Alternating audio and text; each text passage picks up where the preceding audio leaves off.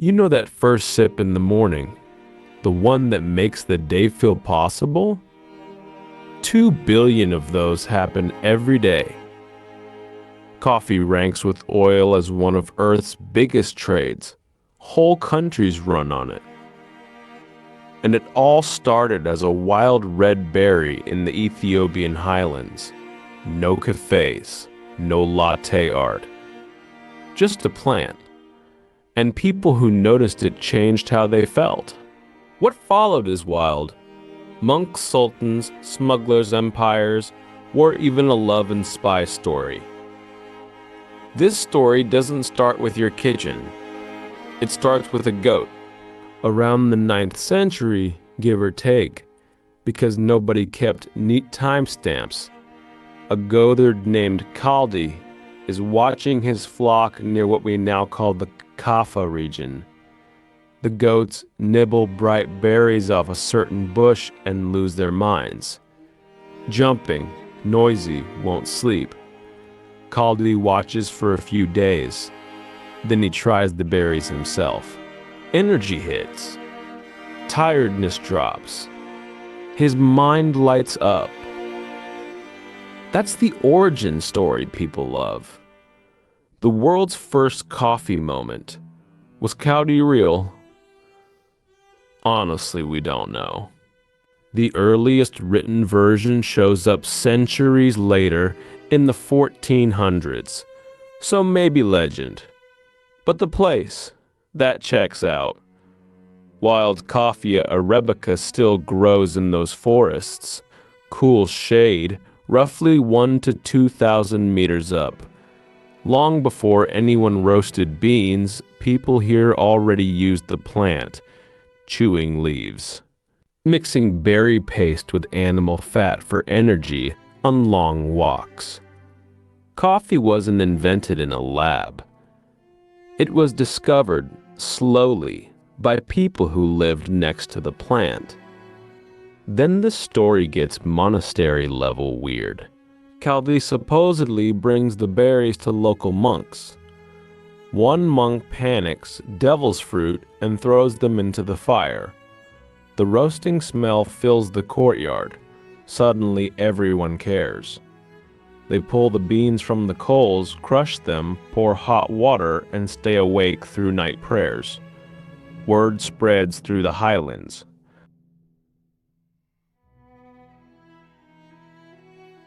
But coffee doesn't become a whole system in Ethiopia first. It does that across the Red Sea, in Yemen. By the 15th century, Sufi communities drink kahwa, an old Arabic word that once meant wine. They use it to stay sharp through long nights of prayer and dhikr. Not brunch, not vibes, focus, devotion. Yemen starts growing coffee on terraced hillsides near Sana'a, and the port of Mocha becomes the choke point of the trade. That's why Mocha is still on menus in Paris and New York. It's a ghost of a harbor town that owned the world's coffee for about 2 centuries. Every bean leaving the Arabian Peninsula basically shipped through that port, and Yemen protected the monopoly hard.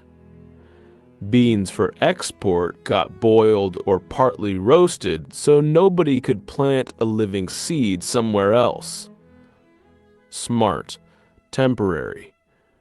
Because once a world tastes something this good, someone always finds a way around the rules. The rest of the world had tasted coffee, and it wanted more. The Ottoman Empire falls hard for coffee.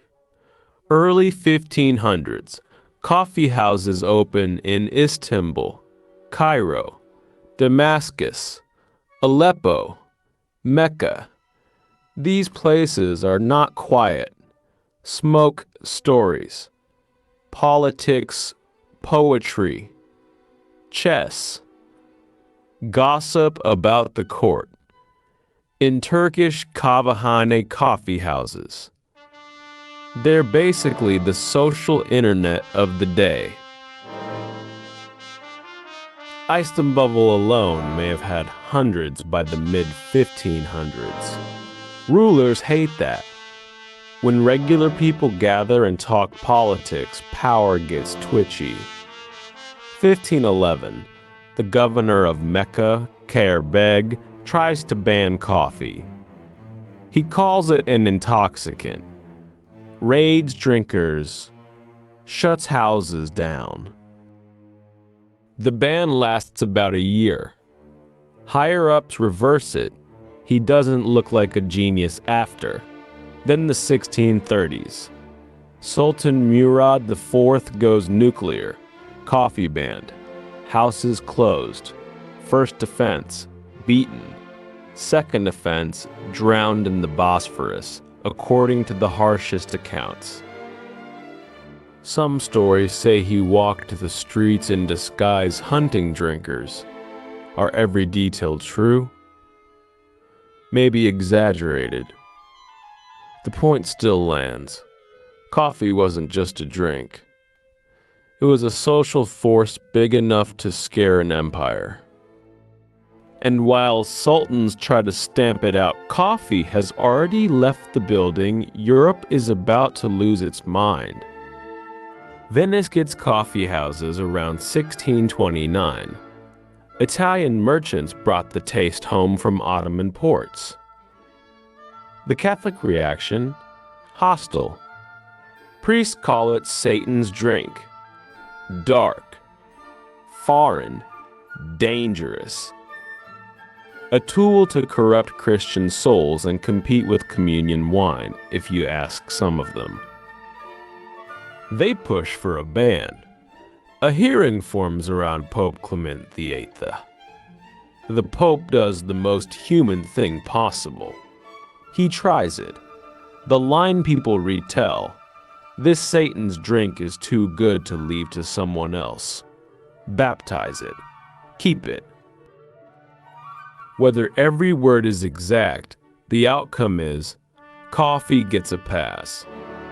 Europe goes all in. London, in the early 1700s, thousands of coffee houses.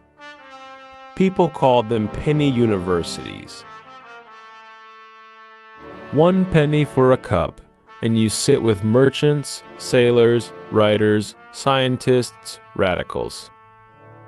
Edward Lloyd's coffee house seeds what becomes a giant insurance market. Jonathan's links to what becomes the stock exchange. Newton hangs out. Ideas travel faster than before. In Paris, Café de Proco pulls big Enlightenment names. Voltaire supposedly drank absurd amounts, 40, 50 cups a day if you believe the legend. Looking at his output, yeah, I get it. But Europe has a problem. Supply still runs through Yemen. Yemen is not sharing willingly. Trade routes controlled. Beans treated before export. Monopoly locked. 1616. Dutch trader Peter van den Broek gets a live plant out of Mocha. It goes to Amsterdam. The Dutch East India Company grows it. Then the colonial playbook, planted in their territories. Ceylon, modern Sri Lanka. Java, Indonesia.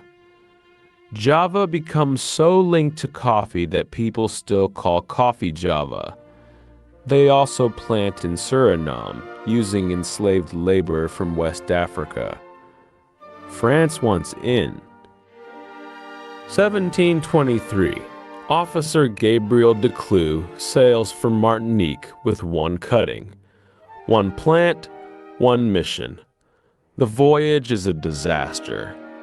Pirates in the Mediterranean. A violent Atlantic storm. A passenger tries to destroy the plant. De Clieu fights him off. A branch tears away. Fresh water runs low. The captain rations it. Clieu shares his own water with the plant. He arrives sunburned, exhausted, the plant barely alive. Martinique's volcanic soil brings it back. Within years, seedlings spread across the French Caribbean. A huge share of coffee genetics in the Americas traces back to that scraggly cutting. Brazil is next. Perfect climate. Millions of acres. No plants. French and Dutch guard their coffee. Nobody shares. 1727. Francisco de Melo Paljeda goes to French Guiana on a diplomatic mission about a border dispute. His real talent, according to the story, is espionage. He allegedly charms the governor's wife. At a farewell banquet, she gives him a bouquet of flowers. Hidden inside, fertile seeds and cuttings. He plants them in Brazil. Coffee spreads south state by state. Brazil becomes, and stays, the world's coffee giant.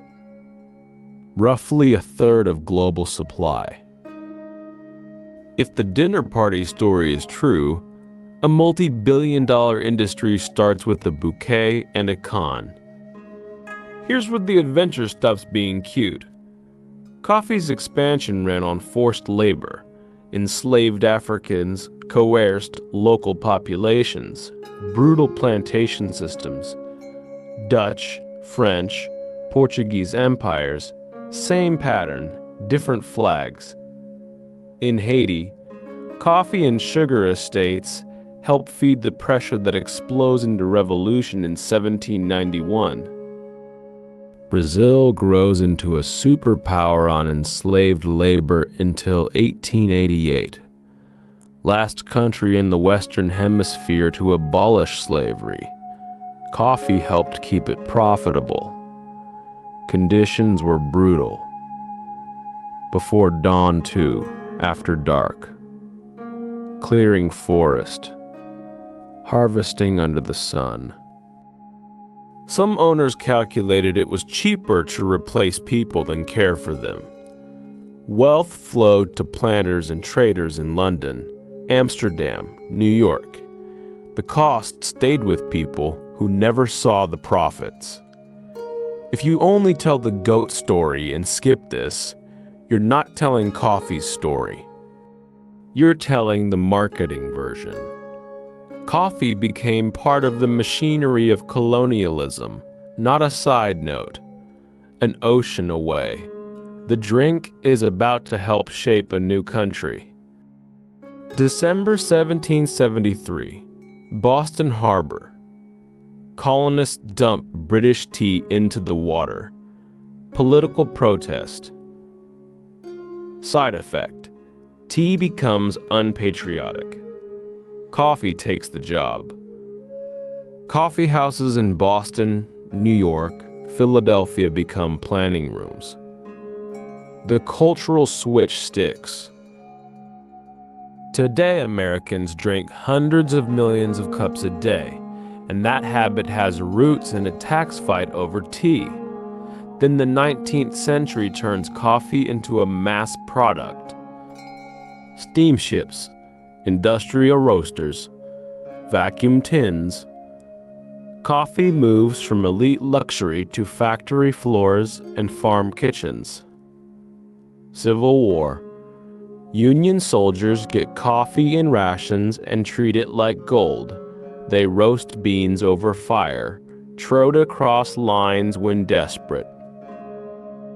The Confederacy, blockaded, tries chicory, sweet potato, acorns. Nothing hits the same. Soldiers write about coffee as much as combat. Some call it as important as gunpowder. World wars lock the habit in. Military demand instant coffee. Trenches and watch duty. Cup of Joe enters the language, often tied to alcohol bans on ships. Post-war America, diners, grocery brands, TV ads, Coffee is default. Then something breaks. Quality collapses. 60s and 70s, cheap Robusta blends. Corners cut. Shelf life over flavor. Supermarket coffee goes weak, stale, bitter. Young people bounce. 1971, 3 friends opened a small bean shop in Seattle's Pike Place area. At first, they sell beans and gear, not the cafe empire, you know. Howard Schultz joins later, visits Milan, sees espresso bars as community theater. Not just better beans, the whole experience. America was missing that. The cafe boom makes coffee aspirational again. Then independents go further. Third wave, coffee treated like wine, origin, process, taste notes. Today, hundreds of billions a year. Over 100 million people live off coffee farming. Brazil leads, Vietnam huge on Robusta, Colombia famous for washed Arabica. Ethiopia, where the goat story began, is still a specialty star. Floral, fruity, unlike anywhere else.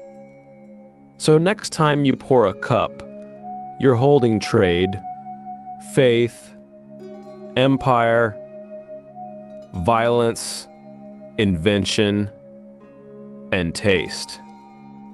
Not to guilt trip your latte, just so you know, this plant has baggage, and somehow it still ends every day the same way, in a mug, in your hands, making morning work. Which part stuck with you? Goats, sultans, the plant on the ship, or the hard truth about slavery? Comment. Subscribe if you want more history hiding inside everyday things. Thanks for watching. Go drink something good.